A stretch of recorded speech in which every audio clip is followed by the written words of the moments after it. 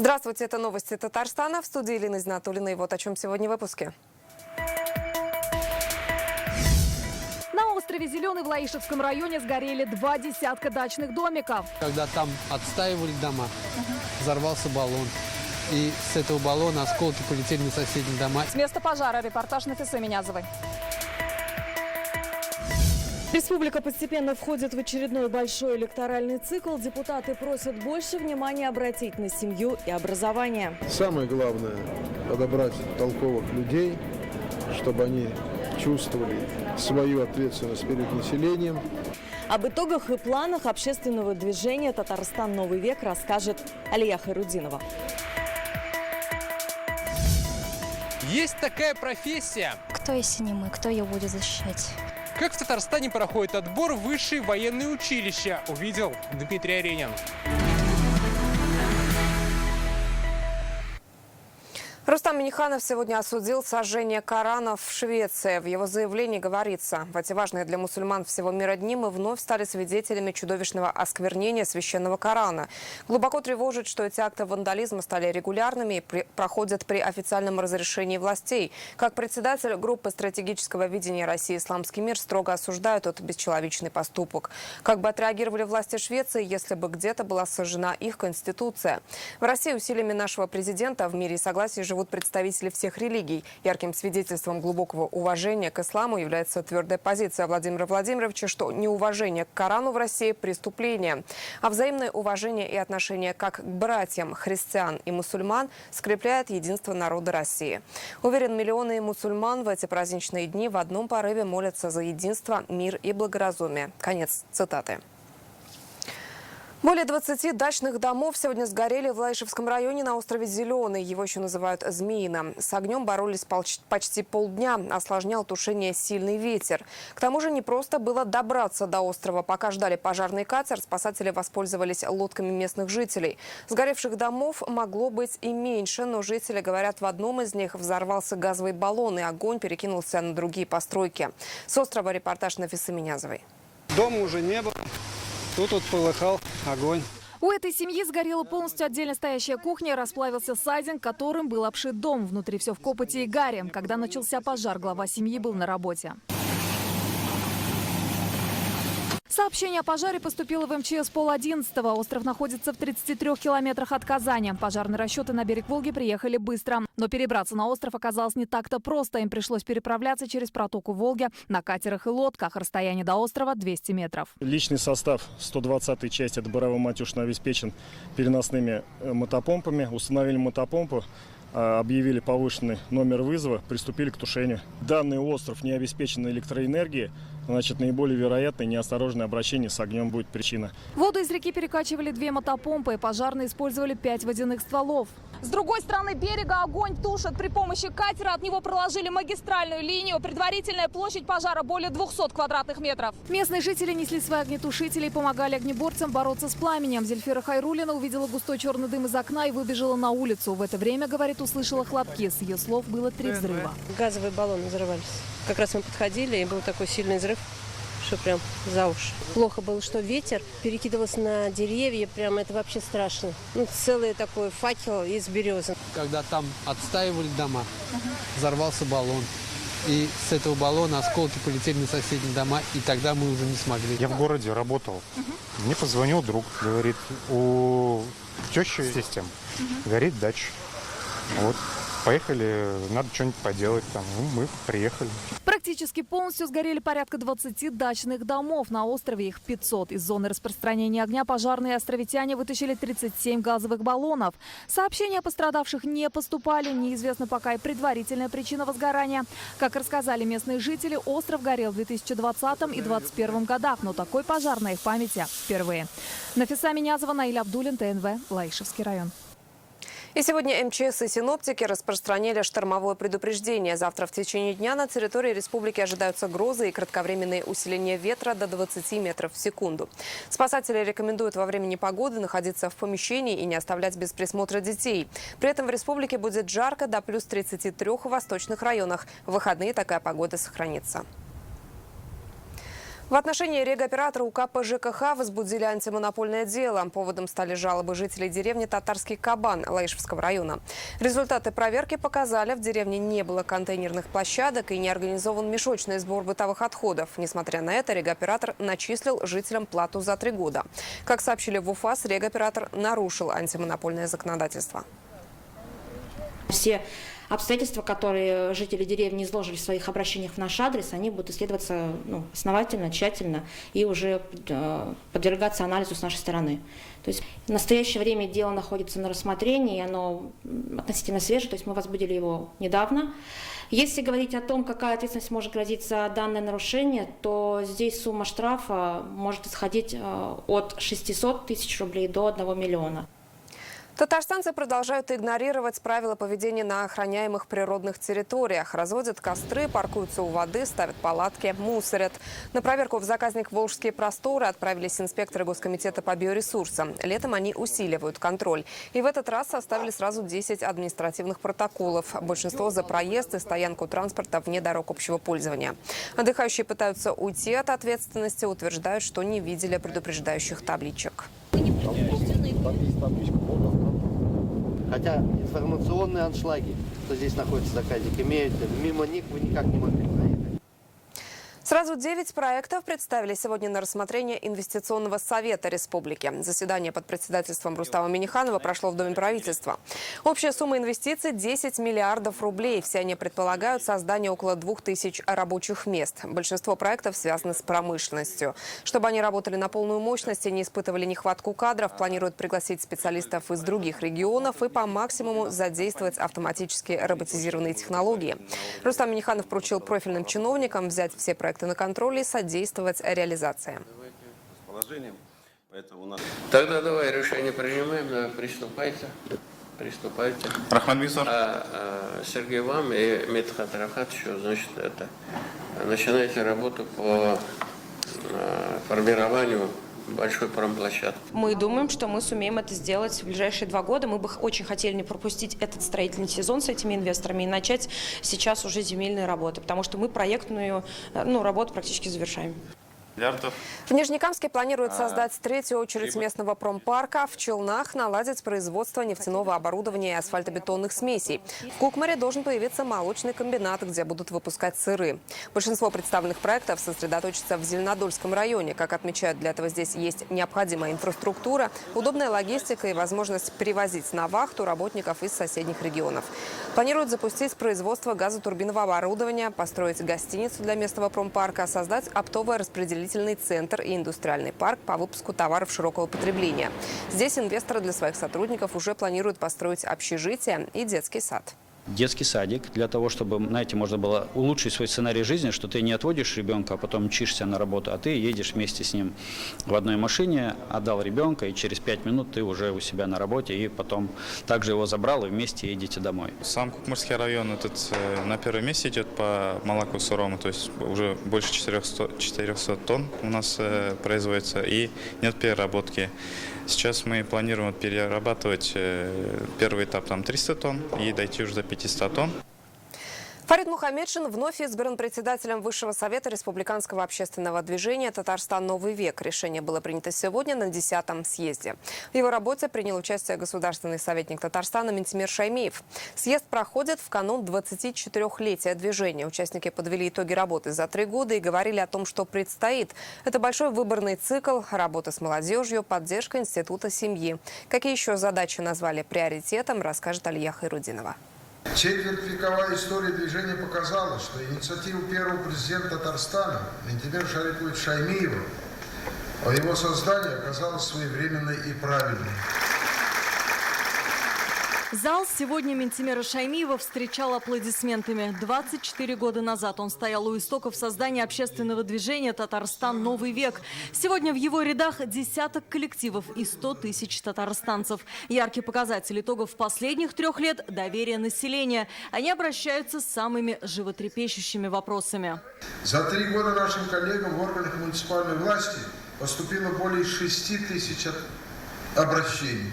Вопросы увеличения рождаемости и здоровых детей, воспитания в детях и молодежи уважительного отношения к семье, заботливого отношения к своему репродуктивному здоровью, не раз становилась предметом для обсуждения с участием широкого представительства министерств и ведомств республики. Много позитивных примеров решения поднятых проблем, говорит Фарид Мухаммедшин. Подготовка рабочих кадров, развитие экологического и сельского туризма, духовно-нравственное воспитание молодежи, поддержка института семьи, благотворительных и волонтерских движений. Все эти вопросы на контроле общественников. Их работу высоко оценил Рустам Минниханов. Он направил приветственную телеграмму. Отрадно, что члены движения активно участвуют в избирательных кампаниях всех уровней, реализуют благотворительные акции и проекты. В условиях специальной военной операции поддерживают военнослужащих и оказывают гуманитарную помощь жителям освобожденных регионов. Есть над чем задуматься. Счастье того, чтобы улучшить работу и дальше. Но самое главное, я бы сказал, конкретизировать работу. Не менее насыщенной будет и следующая трехлетка, говорит Минтимер Шаймиев. Татарстан вступает в большой электоральный цикл. Уже на следующий год выборы президента России. Россия может быть сильной только единой. Она многонациональная, она многоконфессиональная. Если мы не достигаем от души, значит, не глядя на спину, чью-то или собственную, мы должны уверенно добиться единства, сплоченности в республике. Еще одним важным направлением работы и движения Минтимер Шаймиев назвал экологию. А многолетней проблемой, требующей безотлагательного вмешательства общественников, гибель пчел в хозяйствах республики. Уже не первый год из-за пестицидов пасечники теряют сотни пчелосемей. У Татарстана был опыт, когда медоносных пчел пришлось завозить из других регионов. А как по-другому? Потом будем искать, с юга завозить пчелу. Это же непосредственно вот вы там. Пчелы жалят вас. Этому надо радоваться, что они живы еще, кого жалят. Сказать, вы можете понять, что, оказывается, еще живые пчелы остались. Но ведь каждый год одно и то же говорит, что, значит, пчелы погибают из-за того, что не те ядохимикаты используются. Как раз развитие частных подворий на селе, повышение деловой активности, улучшение инвестклимата, поддержка реального производства и развитие районов через нацпроекты и республиканские программы. Эти вопросы Фарид Мухаммедшин призвал держать на постоянном контроле. Сегодня детально обсудили все направления, на которых мы должны усилить свою работу. С населением, со школьниками, учащейся молодежью, по вопросам сельского хозяйства, экологии. В решении мы все это дело отразили, единогласно проголосовали. И сейчас вместе с нашими местными отделениями нашей организации будем воплощать это в жизнь. Задачу, по которой мы уже работаем, это развитие института семьи. Вот. Для нас важно, чтобы была у каждого ребенка полная семья. И очень важно, что движение «Татарстан. Новый век» представляет все слои общества и многие общественные организации. Оно способствует консолидации и выработке правильных решений в опоре на мнение людей. И сегодня Фарид Мухаммедшин переизбран председателем Высшего совета движения на 3 года. Его кандидатуру поддержали все участники съезда. Лия Хайрудинова, Лисан Саитова, ТНВ, Казань. Дети участников специальной военной операции будут иметь льготы при поступлении в военные вузы России. Отбор в них уже начался. 3-й год. Сдать необходимые нормативы для всех учебных заведений можно в своем регионе. В Татарстане для этого абитуриенты приезжают в казанский спорткомплекс «Олимп», где работает выездная приемная комиссия. В топе Казанская танковая, Рязанская десантная, Питерская академия связи. Кто они, будущие военные, и какой отбор им нужно пройти, чтобы получить погоны, узнал Дмитрий Аринин. Очень сильно надеюсь. Прям пальчики держу. Айгуль Харисова из Набережных Челнов мечтает стать военным. Девушка поступает в Санкт-Петербургскую военную академию связи. Чтобы пройти отбор, усиленно занималась физикой и физической подготовкой. С 8 класса эта мечта у меня в голове. Мой учитель уже мне любовь внушила вот к военной тематике, поэтому вот с этого момента я готовлюсь. Защита Родины, с самого детства прививают любовь к Родине. Но кто, если не мы, кто ее будет защищать? Аяс Мулагалеев из семьи военных. Папа морской пехотинец, старший брат росгвардеец. Школьник из Актаныша мечтает стать танкистом и поступить в Казанское училище. Человек должен защищать свою родину, несмотря ни на что, от своих врагов. Должен помогать своей родине и делать все для того, чтобы она расцветала. В этом году, как и ранее, в военные вузы России решили поступить около 1000 татарстанцев. Отбор стартовал на прошлой неделе. Абитуриенты приезжают в Казань. В спорткомплексе «Олимп» проходит психологическое тестирование и сдают нормативы по физподготовке. Также в зависимости от вуза и специальности нужны баллы по ЕГЭ. Для детей и участников СВО действуют льготы. Могут воспользоваться этой льготой. Для этого обращаются в военный комиссариат, получают соответствующую справку. Могут поступать на базе единого госэкзамена, часть только сдав внутренние нормативные экзамены у себя в учебном заведении. По отдельным спискам они проходят отбор в учебное заведение не на общем основании. Отбор в военные вузы будет идти до 14 июля. По опыту прошлых лет из республики поступают 3/4 абитуриентов, подавших заявление. Дмитрий Регин, Рамзиль Гарипов, ТНВ, Казань.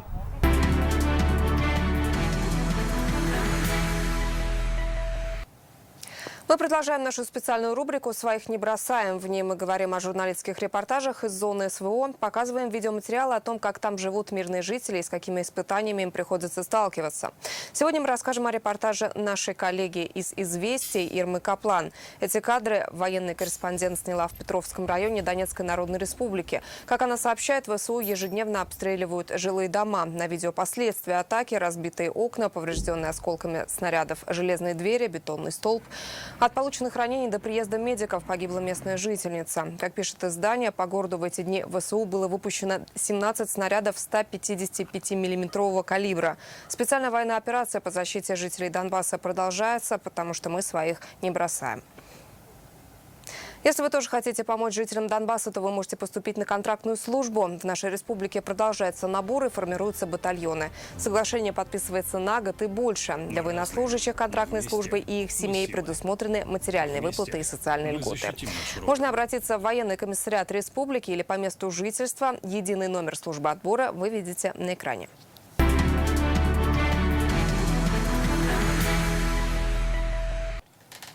Видеохостинг YouTube без предварительного уведомления и объяснения причин удалил основной канал интернет-газеты «Реальное время». Канал был создан в 2014 году, имел более 100 тысяч подписчиков, свыше миллиона просмотров в месяц и архив из почти 6 тысяч видео. Сейчас они недоступны к просмотру. Это не первый случай, когда видеосервис подвергает цензуре и удалению канала официальных российских информагентств и изданий. В редакции «Реального времени» сообщили, все новые проекты, видео и прямые эфиры продолжат выходить на Рутюб, ВКонтакте, Дзене и Одноклассниках, а также дополнительных тематических каналах на YouTube. Мы за последний только год удвоили, даже утроили количество подписчиков на этом канале. И, конечно, очень жаль, что он удален с видеохостинга YouTube. Мы воспринимаем это как акт цензуры. Мы не первые, кто ему подверглись, но мы одни из немногих региональных средств массовой информации, которые попали под это действие, да, скажем так. Безработных в республике становится все меньше, а кадровый голод усиливается. Как удаленка изменила рынок труда и в какой район республики отправиться, чтобы выгодно трудоустроиться. Читайте сегодня аналитику интернет-газеты «Реальное время». В Татарстане стартовали досрочные выборы президента Узбекистана. Отдать свой голос смогут граждане этой страны, проживающие в нашей республике. Изначально выборы должны были пройти в 2026-м, однако после внесения поправок в Конституцию Узбекистана их перенесли.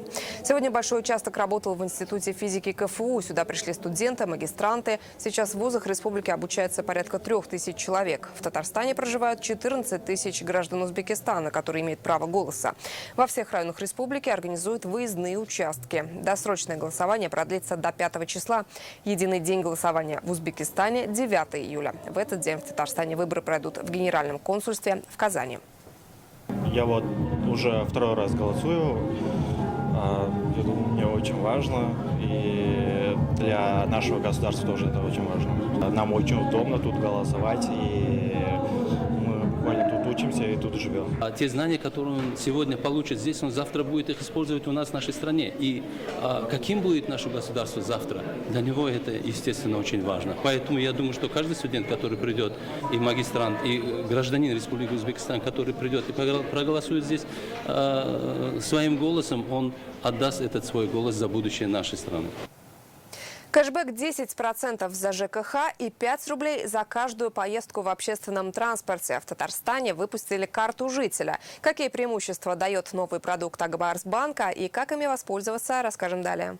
Карта жителя не только выгодная банковская карта, но и ключ к большому перечню социальных сервисов республики. Обслуживание бесплатно, кэшбэк до 45,5%. С 1 июля по 30 сентября проходит акция. За проезд в общественном транспорте вернется 5 рублей, за оплату услуг ЖКХ 10%. Функционал планируют расширять. В частности, это будет полная интеграция с транспортной картой, когда по карте жителя можно получать по льготной цене проездной билет. Это будет интеграция с образовательной картой. Это будет выпуск детской карты, это цифровой сервис для родителей и школьников.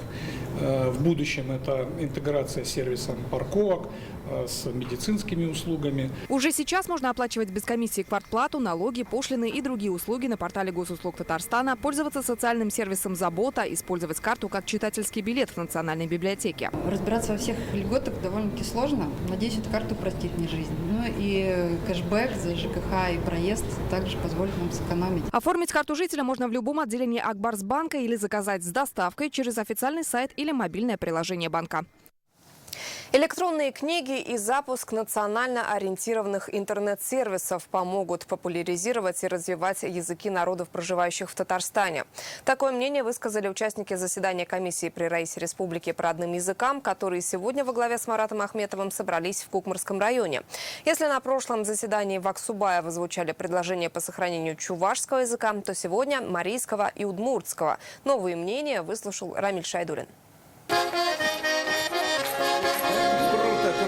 Звучат родные мотивы и не стихает родная речь. Но что будет завтра? Вопрос волнует всех, кто сегодня собрался в одном из самых многонациональных районов в Кукмаре. Заседание комиссии при Раисе Республики по родным языкам. Возобновляем традиционные наши встречи. Марат Ахметов приводит данные переписи. За 10 лет сократилось количество 4 коренных народов республики – чувашей, удмуртов, марийцев и мордвы. А на родном языке общается только 10-я их часть. В чем причина? Ответы ищут учителя, руководители национально-культурных автономий, представители власти. Нет полный комплект учебно-методических пособий, существующие программы и учебники не соответствуют методике обучения марийского языка как народного. А то же время из-за нехватки финансовых средств не издаются учебники. Как отмечает Марат Ахметов, вопрос не сколько финансов, сколько наличия таких пособий. Так, например, в Мариэл за год была издана только одна книга на марийском языке.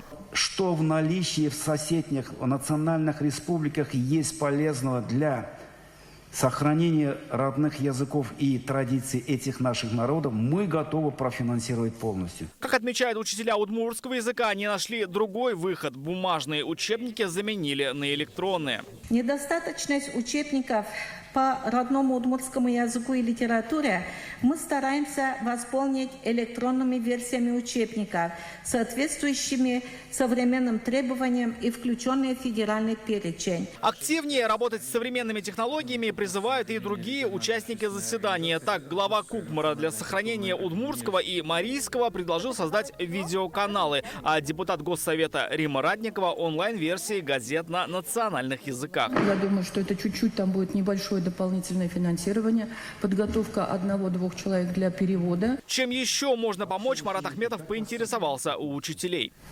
Что вам нужно еще, чтобы ребята более увлеченно изучали родной язык? В семьях бы разговаривали и в детском саду. В детском саду были бы занятия по родным языкам. Несмотря на то, что родные языки стараются сохранить в школах, оказалось, что в детских садах этому все еще недостаточно внимания. Почти на 2000 садиков приходится только 15 с удмуртским этнокультурным компонентом, 9 с марийским и лишь 1 с мордовским. Наша задача была, чтобы они прочувствовали, что они не одиноки, что власть не безразлично, особо, тем более вот на каждом совещании Рустам Нургалиевич очень трепетно относится и поднимает вопросы, задает такие вопросы, что а как прочувствуют, какая поддержка им нужна. Вот эту задачу мы сегодня пытались решать, чтобы обобщить запросы и потом формировать нашу дорожную карту. Она, безусловно, будет. Главам районов вновь рекомендовали лично отправиться в села с компактным проживанием представителей разных народов и выслушать их предложения по сохранению языков и культуры. Рамиль Шайдулин, Владимир Ларионов, ТНВ, Кукмарский район. Если у вас нет возможности смотреть программы нашего телеканала по телевизору, вы можете скачать мобильное приложение ТАТ-ТВР. Смотрите и слушайте любимые программы ТНВ и Болгорадиуса в своих гаджетах. Это были все новости на сегодня. Сейчас передаю слово моей коллеге Аделине Зарифовой. Она расскажет о погоде на завтра. А я с вами прощаюсь. До встречи.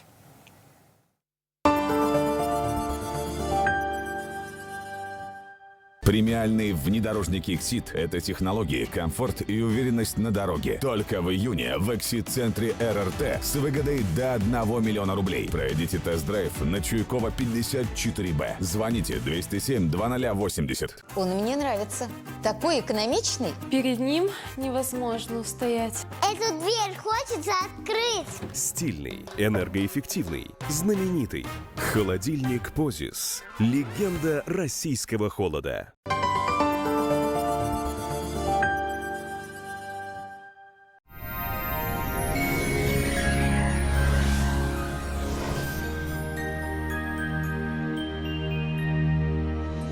Здравствуйте! В наших краях установилась очень теплая погода. О погодной ситуации на предстоящие сутки узнаем совсем скоро. В честь своего юбилея агрофирма «Родные края Туган-Як» приглашает жителей и гостей Республики Татарстан на праздник Сабантуй, который состоится 1 июля 2023 года в селе Милят-Тамак Муслюмовского района. Начало в 16:00. Добро пожаловать!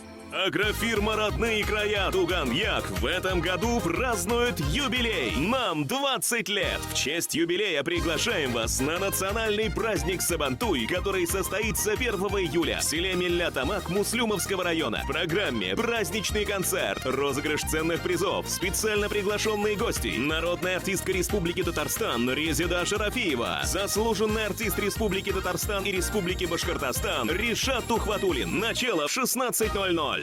Лето с запозданием, но все же пришло в республику. По данным сервиса Яндекс.Погода, в Бугульме-Бавлах-Азнакаево ожидается переменная облачность, преимущественно без осадков.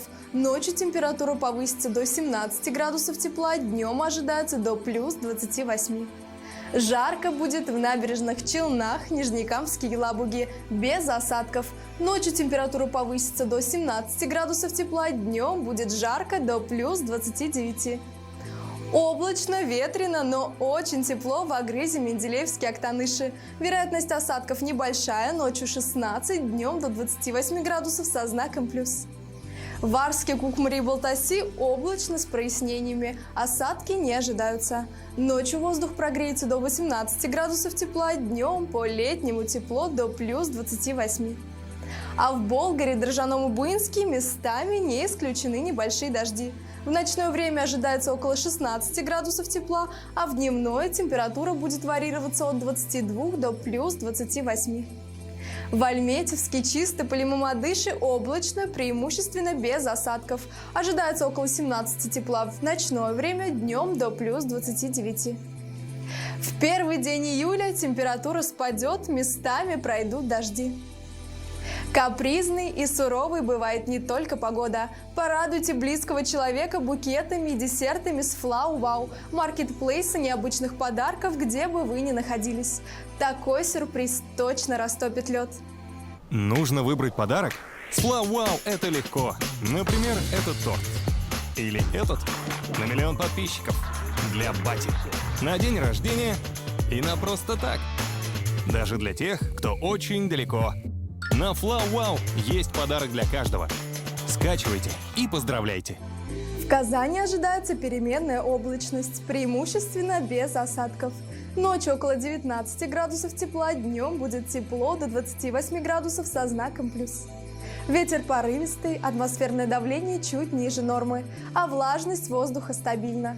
Вот и прилетел первый месяц лета. Не баловал он нас теплом и осадками, но тем не менее был прекрасен. Проводим его с благодарностью и ждем макушку лета. Июль уже на пороге. В студии была Аделина Зарифова. До встречи!